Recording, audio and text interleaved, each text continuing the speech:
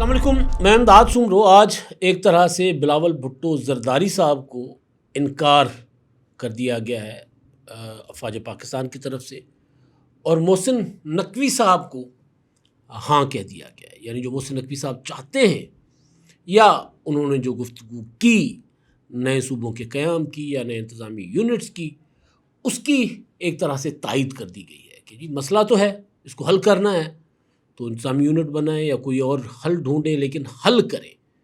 یعنی محسن نقوی صاحب نے جو آرگیومنٹ بلڈ کیا تھا وہ یہ تھا کہ سسٹم کولیپس کر گیا ہوا ہے، یہ نظام کا دھڑن تختہ ہو چکا ہوا ہے، یہ اس طرح نہیں چل سکتا، یہ بوسیدہ ہو گیا ہوا ہے، اس میں تبدیلی لانا ہوگی۔ بلاول بھٹو زرداری صاحب مسلسل آزاد کشمیر میں مطالبہ کرتے رہے کہ آزاد کشمیر میں جو احتجاج ہو رہے ہیں، جو دھرنا ہے یا وہاں پر جو انریسٹ ہے، اس کو ختم کرنے کے لیے ٹروتھ اینڈ ریکنسیلیشن کمیشن قائم کی جائے، مذاکرات کیے جائیں، مذاکرات کو راستہ دیا جائے۔ تو اس پر کہا گیا کہ نہیں، مذاکرات اب نہیں ہوں گے کیونکہ معاملہ حد سے آگے بڑھ چکا ہوا ہے۔ D I S P are کی پریس کانفرنس آج ہوئی جی، اور کافی طویل پریس کانفرنس تھی ہمیشہ کی طرح۔ سیکیورٹی ایشوز پر پریس کانفرنس تھی، اور انہوں نے آغاز میں کہا کہ سوال، بلکہ جب انہوں نے اپنی گفتگو ختم کی D I S P R lieutenant general Ahmed Sharif صاحب نے، انہوں نے کہا کہ سوال جو ہیں وہ سیکیورٹی ایشوز کے اوپر ہی رکھے جائیں۔ انہوں نے بلوچستان میں جو آپریشنز ہو رہے ہیں، جو دہشت گردی کی لہر ہے، اور پھر اس کے جواب میں جو آپریشنز ہو رہے ہیں، یا آپریشنز کے جواب میں جو دہشت گردی ہو رہی ہے، اس کے تفصیلات رکھے سامنے، پراپر سلائڈ بریفنگ دی انہوں نے بتایا کہ کتنی کامیابیاں حاصل ہوئی ہیں۔ پھر افغانستان کی طرف سے جو پاکستان کے اندر بھارت جو دہشت گردی کرتا ہے، یا بی ایل اے کو جو بھارت کی سپورٹ ہے، پھر بلوچستان کا جو نظام ہے وہ، یعنی جو سرداری نظام ہے، ایک طرح سے انہوں نے کہہ دیا کہ اب سرداروں کی خیر نہیں ہے۔ وہ سردار جو بقول ان کے کہ جو دہشت گردوں کو کسی نہ کسی شکل میں سپورٹ کرتے ہیں، پروموٹ کرتے ہیں، جن کو انہوں نے کہا کہ نارکوٹکس ٹیررزم یا جو دہشت گردی کی جو اپنا فنانسنگ ہے، اس حوالے سے انہوں نے گفتگو کی۔ تو وہ ایک طرح سے پیغام تھا کہ بلوچستان میں اب جو ایک پرانا سرداری اور جاگیرداری نظام ہے، اب اس کے تحت نہیں چلا جائے گا، وہاں کی عوام کے ساتھ انگیج کیا جائے گا، لوگوں سے گفتگو ہوگی، سرداروں کے ساتھ نہیں ہوگی۔ اور یہ سردار الیکشن جیتتے ہیں، اقتدار میں آتے ہیں تو وہ جمہوریت ہے، نہیں جیتے تو جمہوریت نہیں ہے، اور پھر وہ جتھا بندیاں شروع کر دیتے ہیں۔ اس طرح کی باتیں ہوئیں۔ کشمیر کے معاملے پر میں نے گزارش کی کہ انہوں نے بتایا کہ کشمیر میں جو کالعدم عوامی ایکشن کمیٹی کے لوگ ہیں، یا ان کو انڈیا کا پراپر ایجنڈا ہے، وہاں دہشت گرد ہیں، وہ لوگوں کو، فورسز کو مارتے ہیں، یہاں تک کہ اسپتالوں میں مریضوں کے پیٹ تک چاک کیے جاتے ہیں، آنتڑیاں نکالی جاتی ہیں۔ تو انہوں نے ایک بڑا چارج شیٹ کیا، اور ریاست کا جو موقف ہے وہ انہوں نے رکھا، کیونکہ سوال تھا کہ بلاول بھٹو زرداری صاحب ٹروتھ اینڈ ریکنسیلیشن کمیشن کی بات کرتے ہیں تو مذاکرات کا کوئی امکان ہے؟ تو انہوں نے اس حصے کو اگنور کیا اور پورا بتایا کہ جی کشمیر میں جو کچھ ہو رہا ہے وہ کیا ہے۔ مارکہ حق کے بعد گزشتہ برس جو انڈیا کو مار پڑی تھی پاکستان کے ہاتھوں، بدترین شکست ہوئی تھی، تو اس کے بعد انڈیا نے پاکستان کے اندر سے یہ جو ہے وہ سازشیں کرنا شروع کر دی ہیں۔ ایک اور بات کہی گئی جو یقیناً ایک حوالے سے نہیں ہے کہ کشمیر پاکستان کا اٹوٹ انگ ہے، شہرک ہے۔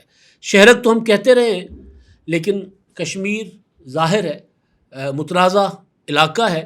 اقوام متحدہ کی قرارداد کے مطابق یہ پاکستان کی ریاست کا ہمیشہ موقف رہا ہے کہ وہاں پر کشمیریوں کو حق رائے دہی کا حق دیا جائے، اور پھر وہ اپنا فیصلہ کریں۔ مقبوضہ کشمیر میں بھارت نے وہ ختم کر دیا، وہاں قانونی ختم کر دیا، کشمیر کا اسپیشل اسٹیٹس ختم کر دیا، اور پاکستان ابھی تک یہی کہتا ہے کہ جو ہے وہ ہماری جو پالیسی ہے کہ کشمیر متنازع علاقہ ہے اور اس پر مذاکرات ہونے چاہیے۔ اسی وجہ سے کشمیر کو ہم نے ایک ریاست کا درجہ دیا ہوا ہے، صوبے کا نہیں۔ اب بھی بلاول بھٹو زرداری صاحب جو ہے مسلسل قومی اسمبلی میں اور آزاد کشمیر کے انتخابات کے جو جلسوں میں یہی بات کرتے رہے کہ کشمیر کو ہم کب تک پرانی تنخواہ پہ چلائیں گے، جب تک متنازع حیثیت کشمیر کی ہے تب تک کم از کم ہم ان کو عبوری نمائندگی دے دیں پاکستان کے اداروں میں، قومی اسمبلی میں، سینٹ میں، NFC میں اور دیگر جو آئینی ادارے ہیں ان میں۔ تو ظاہر پاکستان کی قومی پالیسی یہی ہے، کشمیر متنازع علاقہ ہے، لیکن آج جب DGI صاحب نے کہا کہ اٹوٹ انگ ہے تو اس سے ذرا ایک تاثر گیا کہ کہیں وہ پاکستان کا مکمل طور پر حصہ تو نہیں سمجھا جائے گا دنیا جہان میں، حالانکہ انہوں نے اقوام متحدہ کی قراردادوں کی بات بھی کی۔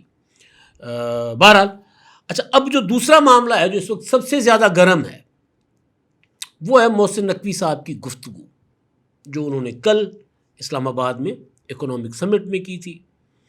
انہوں نے کہا تھا کہ جی یہ نظام کولیپس کر گیا ہوا ہے، اس طرح ہم اس کو گھسیٹیں گے بھی تو نہیں چلے گا۔ وزیر اعظم محنت کر رہے ہیں، 10 12 گھنٹے محنت کر رہے ہیں، اگلے 10 سال تک بھی وہ اس طرح محنت کرتے رہے تو فائر فائٹنگ ہوگی، کوئی فائدہ نہیں ہوگا۔ اس کے لیے نئے انتظامی یونٹ یا صوبے بنانا ضروری ہوں گے۔ یہ بات کچھ عرصہ پہلے یعنی انہوں نے جمعرات کو کہی تھی، تو اس سے پہلے جمعرات کو بھی اسلام آباد کے اڑوس پڑوس میں اس طرح کی باتیں ہوئیں، تو سمجھا گیا کہ ایک پراپر واضح پالیسی کے طور پر یہ چیز سامنے آ رہی ہے۔ تو اس پر DGI صاحب سے سوال ہوا، عامر اللہ اسرانہ صاحب نے سوال کیا، انہوں نے کہا کہ جب محسن نقوی صاحب بات کرتے ہیں تو وہ تو سمجھا جاتا ہے کہ بات آپ کی طرف سے آ رہی ہے، کچھ اس طرح کا سوال تھا، الفاظ ان کے نہیں ہیں لیکن ان کا مقصد یہی تھا عامر اللہ اسرانہ صاحب کا۔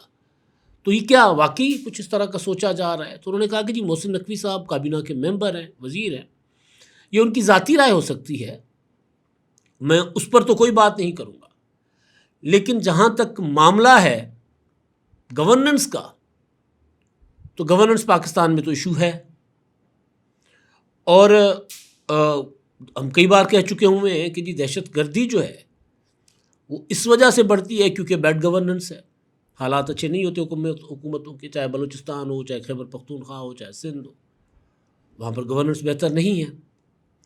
انہوں نے صوبوں کا نام نہیں لیا لیکن انہوں نے مجموعی طور پر بات کی، تو انہوں نے کہا یہ ایشو تو یہ تو ہمارا پرانا موقف رہا ہے کہ ہم جاتے ہیں، ہمارا کام ہوتا ہے دہشت گردوں کے خلاف کارروائیاں کریں، ایکشن لیں، ان کو پیچھے دھکیل دیں، اور پھر وہاں کام اگلا ہوتا ہے حکومتوں کا جو اپنے علاقوں کو بھی سنبھالیں، ایکشن پلان کے جو 13 نکات ہیں ان 13 نکات کے اوپر بھی عمل کریں۔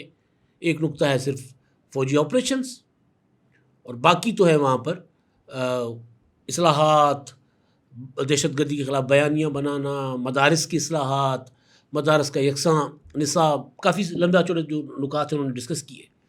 تو انہوں نے کہا کہ یہ ایشو تو ہے، گورننس کا ایشو ہے، اور گورننس کا ایشو اگر کوئی یہ سمجھتا ہے کہ نئے یونٹ صوبائی یا انتظامی یونٹ بنا کر حل ہوتا ہے تو کرنا چاہیے، اگر اس کا کسی کے پاس کوئی اور حل ہے تو ہونا چاہیے، لیکن کرنا سیاست دانوں نے ہے، عوام کی ول کے مطابق، عوام کی مرضی کے مطابق ہونا ہے اور آئین کے مطابق ہونا ہے۔ اب یہ بات ایک آ گئی کہ جی وہاں سے مخالفت نہیں ہوئی، کیونکہ کچھ عرصہ پہلے یہ جو میں کل پرسوں بھی حوالہ دے چکا ہوں، متحدہ قومی موومنٹ کے کسی لیڈر نے ایک انٹرویو میں کہا تھا کہ جی دو تین سال پہلے فیلڈ مارشل عاصم منیر نے کراچی میں جو تاجروں سے ملاقات کی تھی تو وہاں انہوں نے کہا تھا کہ نئے انتظامی یونٹ ناگزیر ہیں۔